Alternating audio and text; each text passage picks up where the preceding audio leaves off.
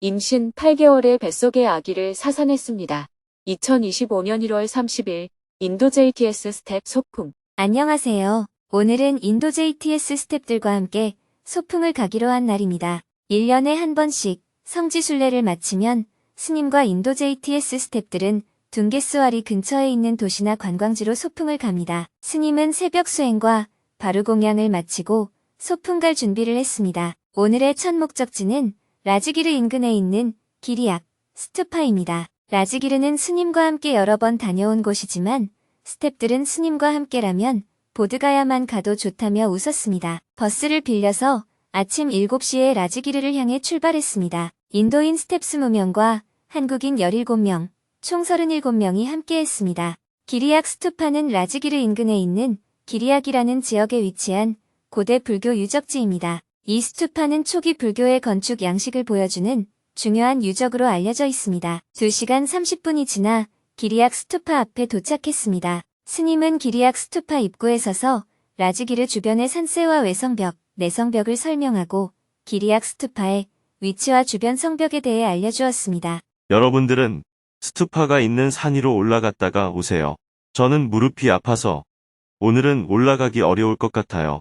산을 오를 때나 가파른 계단을 오를 때도 늘 스님과 함께 했었는데 오늘 스님이 올라가지 못한다고 하니 스텝들이 놀랐습니다. 가장 체력이 좋은 뿌라모드님을 비롯해서 서로 스님을 업고 올라가겠다고 했습니다. 결국 보광법사님이 사람들을 인솔하여 기리약 스투파를 향해 올라갔습니다. 스님은 스텝들이 기리약 스투파에 올라가는 동안 점심을 먹을 만한 장소와 다음 코스로 생각해둔 고라카토라를 찾아보았습니다. 마을 길을 따라 쭉 들어가 보니 커다란 댐이 나타났습니다. 평평하고 잔디도 있어서 이곳에서 점심을 먹으면 되겠다 싶었지만 그늘이 보이지 않았습니다. 이곳에서 점심을 먹어도 좋겠는데 그늘이 없네요. 스님은 둑 위를 한참 걸으며 말했습니다. 이곳에 분명히 뱃놀이 할 만한 곳이 인접해 있다고 했는데 뱃놀이 할 만한 곳이 안 보이네요. 아마 이 두 끝까지 가서 저 건너편에 있는 것 같아요. 기사님에게 이야기해서 버스로 답사를 다녀옵시다. 스님은 산에서 내려오다가 마을 할아버지를 만났습니다. 여기 뱃놀이 할 수 있는 곳이 있다고 들었는데 위에 올라가니 댐이 있었습니다. 저 반대편에 있는 겁니까? 저것도 이곳과 비슷하게 조성되어 있지만 조금 더 공원처럼 가꾸어져 있어서 사람들도 많이 찾아옵니다. 거기로 한번 가보세요. 그러나 이것은 물을 저장하는 곳이라 뱃놀이 하는 곳은 없습니다. 스님은 버스를 타고 건너편에 있는 댐 둑으로 이동했습니다. 그렇지만 뱃놀이를 할 수 있는 공간은 보이지 않았습니다. 뱃놀이를 할 수 있는 공간은 제 생각에 아마 저기 골짜기 안쪽에 있는 것 같아요. 날씨가 여름 날씨 같았습니다. 산행을 하고 돌아오면 스텝들도 더위에 지쳐 있을 것 같았습니다. 스님은 점심 식사 장소로 할 만한 그늘을 찾아다니기 시작했습니다. 이곳으로 하려니 차가 다닐 때마다 먼지가 많이 날 것 같아요. 스님은 멀리에서 보기에 그늘이 있는 곳 같으면 직접 이동해서 가보고 평지인지 확인했습니다. 몇 번이나 반복했지만 마땅한 장소가 나오지 않았습니다. 그 사이 스텝들이 모두 산 위에서 내려왔다고 연락이 왔습니다. 스님은 스텝들이 있는 장소로 이동했습니다. 스텝들이 산에서 내려와 쉬고 있었는데 그곳이 스님이 찾던 넓고 평평한 그늘이 있는 장소였습니다. 스님이 웃으며 말했습니다. 지금까지 그늘을 찾아다녔는데 여러분이 앉은 곳이 제일 좋네요. 여기에다 자리를 깔고 점심을 먹읍시다. 점심 식사는 라면입니다. 스텝들은 라면 끓이는 도구를 차에서 내려 준비하고 식사할 장소를 정비했습니다. 가스통과 솥을 설치하고 돗자리를 깔았습니다. 가스통을 연결해서 물을 제일 먼저 올리고 몇몇은 돗자리를 닦아서 사람들이 앉을 수 있도록 준비했습니다. 준비해온 양파와 파를 썰면서 눈물을 뚝뚝 흘리는 사람도 있었습니다. 얼마 지나지 않아 물이 끓자 라면과 야채를 넣고 몇 분 더 끓이니 금방 라면이 완성되었습니다. 스텝들은 스님에게 제일 먼저 라면을 가져다 드리고 한 명씩 먹을 만큼 라면을 덜었습니다. 모두 배가 고팠는지 잘 먹었습니다. 라면이 남을까봐 걱정했는데 딱 알맞은 양이 끓여져서 부족하지 않게 잘 먹었습니다. 식사가 끝난 사람들은 근처에 있는 핸드펌프에 가서 설거지를 했습니다. 그리고 일부는 뒷정리를 시작했습니다. 돗자리를 접는 스텝을 보면서 스님이 말했습니다. 끝을 딱 맞춰서 똑바로 접어야 해요. 스텝들이 웃으면서 똑바로 하세요. 하고 외쳤습니다. 스텝들은 스님과 함께 돗자리의 끝을 맞춰 가지런하게 다시 돗자리를 접었습니다. 어떤 스태프가 돗자리를 접으면서 말했습니다. 스님이랑 라면을 끓여 먹는 것이 1년 행사 중에 가장 중요한 행사예요. 스님과 함께 라면을 먹어야 한 해를 잘 시작할 수 있어요. 이야기를 듣고 몇몇이 고개를 끄덕였습니다. 뒷정리를 모두 마치고 스님이 말했습니다. 여기 위로 올라가면 큰 댐이 있어요. 강가강에 물을 끌어와 가두어서 큰 저수지를 만들었다고 해요. 저수지 물을 가야 시내로 보낸다고 합니다. 여러분도 같이 올라가서 봅시다. 스님은 스태프들과 함께 저수지로 이동했습니다. 모두 철조망에 붙어서 저수지를 구경했습니다. 정말 크고 넓었습니다. 저기 건너편 산 너머에 뱃놀이 할 수 있는 곳이 있을 거예요. 거기로 가서 뱃놀이를 합시다.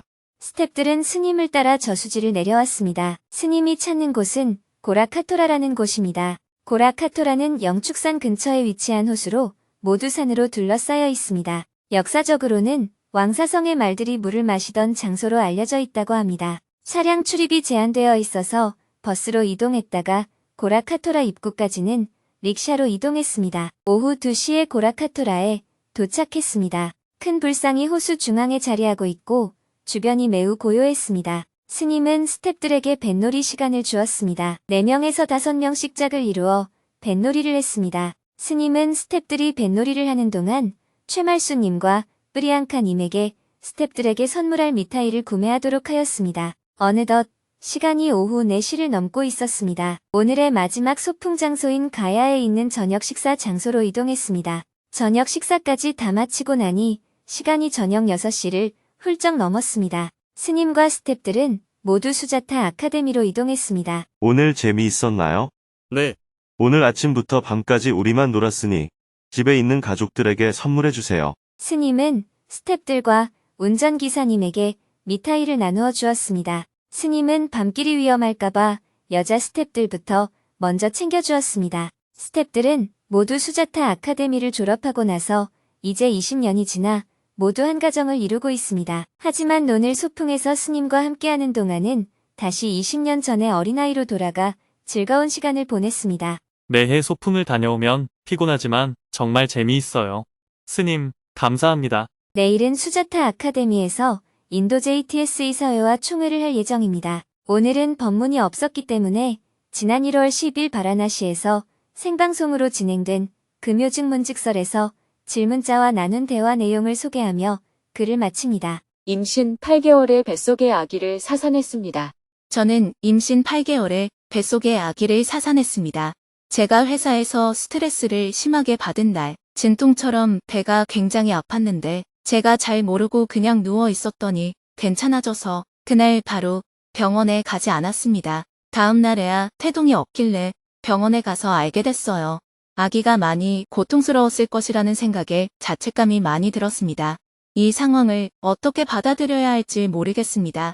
이렇게 제가 버티고 있는 것은 그나마 추후에 2년이 되면 아기가 다시 저에게 돌아올 수도 있을 것이라고 믿기 때문입니다. 이런 제 생각이 욕심이고 집착이라면 아기는 결국 좋은 곳에 못 가게 되는 게 아닐까 싶어 혼란스러운 마음이 듭니다.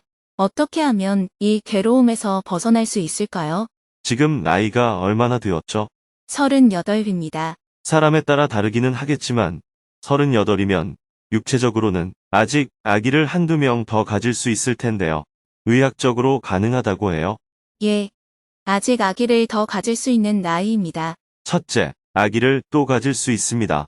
둘째, 아기를 가진 산모의 배를 누가 발로 찼다든지 전기 충격기로 충격을 주었다든지 낭떠러지에서 떨어졌다든지 그래서 아이가 사산이 된 경우에는 내가 조금 부주의했구나 하고 죄책감을 가질 수가 있습니다.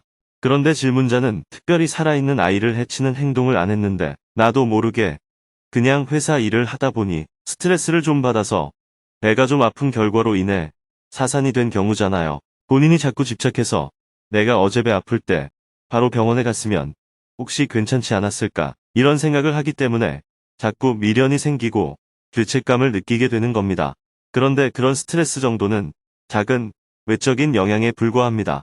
누구라도 그러면 죽을 수밖에 없다는 큰 영향이 아닌 아주 미세한 영향을 받았는데도 아기가 사산되었을 때는 뱃속 태아의 건강 상태가 굉장히 약했다고 볼 수 있습니다. 아주 미약한 외부 영향으로도 죽을 정도의 그런 약한 상태의 태아가 수술해서 겨우 살아났다고 가정할 때 그 아이가 이 세상을 살아가려면 장애라든지 심신미약이라든지 많은 어려움이 있을 것 같아요. 어려움이 없을 것 같아요. 어려움이 있을 것이라고 예상할 수 있습니다. 아기가 이미 태어났는데 신체에 장애가 있든 심신이 미약하다고 해서 죽게 내버려 두면 그것은 살인이 됩니다. 옛날에는 눈이 너무 많이 온 겨울에 산에 있는 토끼나 노루가 먹을 게 없어서 마을 가까이 오면 먹을 걸 주었습니다. 그것을 자연 보호라고 했습니다. 그런데 지금은 국립공원에서 일절 동물에게 먹이를 주는 행위를 못하게 합니다. 왜냐하면 그것은 인위적인 행위이지 자연스러움이 아니라고 보기 때문이에요. 그것처럼 일부러 아기를 지우려고 약을 먹었다든지 누가 발로 찼다든지 하는 경우가 아닐 때는 이것을 자연스러움으로 보아야 합니다. 태어났는데 심신이 미약하거나 심장이 아주 약해서 곧바로 심장 수술을 하는 아기도 있지 않습니까? 그렇게 태어날 때부터 심신이 미약한 경우는 온갖 치료 행위를 해도 1년 만에 죽거나 3년 만에 죽거나 5년 만에 죽는 경우가 많습니다. 일단 태어났다면 우리는 최선을 다해서 치료해야 하지만 이미 뱃속에서 자연스럽게 사산이 되었을 때는 안타깝기는 하지만 이것을 자연스러움으로 받아들이는 자세가 필요합니다. 오히려 마음을 안정시키고 두 번째 아이를 갖기 위해 준비하는 것이 좋습니다. 이 일은 질문자가 죄책감을 느껴야 하는 일에 해당하지 않아요. 이런 죄책감은 옛날에 남편이 죽으면 남편을 따라 죽지 못한 아내가 큰 죄책감을 느끼고서 죽지 못해서 산다. 이렇게 하소연하는 심리와 같습니다. 내가 어떤 의도를 갖고 아이를 해친 게 아니잖아요. 내가 담배를 피우거나 마약을 해서 아이를 해친 것도 아니잖아요. 그러니 이런 경우는 자연스럽게 자기의 생명을 다한 것으로 받아들이고 다시 아이가 건강하게 생성되도록 노력하는 게 좋습니다. 대신 다음에 아이를 가질 때는 조금 더 유의해야 합니다. 스트레스를 받으면 아이의 건강에 안 좋을 수 있고 자궁 등 나의 신체적 기능에도 문제가 생길 수 있기 때문에 임신 5개월이 지나면 휴가를 내어서 가능하면 스트레스 받는 일을 하지 않아야 합니다. 이렇게 뱃속에 있는 아이를 잘 보호하는 조처를 하게 되면 이번 일은 더 큰 불행을 막는 소중한 경험이 될 수 있습니다. 예, 잘 알았습니다. 그리고 이 아이가 어쩌면 다시 나에게 온다. 이런 생각을 하는 것이 괜찮은 걸까요? 태아는 자아가 없어요. 사람의 모양은 만들어졌지만 자아가 아직 형성이 안 됐어요. 이 아이가 다시 나에게 온다고 할 때는 자아가 있어야 하는데 아직 자아가 형성되지 않았기 때문에 그런 생각은 단지 나의 생각일 뿐입니다. 예, 잘 알겠습니다. 새로운 아이가 잉태하게 되면 그 아이가 태어난 다음부터 자아가 형성되거든요. 컴퓨터로 말하면 하드웨어 기계는 만들어졌는데 아직 소프트웨어가 안 깔린 상태인 겁니다. 내 컴퓨터가 되려면 내가 필요로 하는 여러 프로그램이 하드웨어에 깔려야 됩니다. 그래야 내가 누르면 이것도 나오고 저것도 나오는데 프로그램이 깔리기 전에는 아무것도 없는 기계일 뿐이에요. 기계는 매장에서 이 기계를 가져오든 저 기계를 가져오든 별 차이가 없어요. 거기에 소프트웨어를 깔아야 이건 내 컴퓨터다. 저건 내 컴퓨터다. 이렇게 구분할 수가 있는 겁니다. 아이가 새로 태어나면 엄마와의 교감을 통해서 아이의 자아가 형성됩니다. 자아가 형성되어야 내 아이라고 할 수 있습니다. 예, 감사합니다. 이미 사산이 된 아이에 대해서는 더 이상 신경 쓰지 마세요. 몸을 추스르고 건강을 회복해서 새로운 아이를 가지면 됩니다. 새로운 아이가 사산이 된 아이와 같은지 다른지 하는 것은 내가 혼자서 구분짓는 것일 뿐 실제로는 아무 의미가 없습니다. 사산된 그 아이는 어디로 갔는지 더 이상 생각할 필요가 없습니다. 그런 말은 다 자아를 전제로 해서 하는 말이에요. 예, 제가 제 생각에 갇혀서 스스로를 계속 괴롭게 한 측면이 있었네요. 말씀해 주셔서 위로도 많이 되었고 깨우침도 얻었습니다. 감사합니다.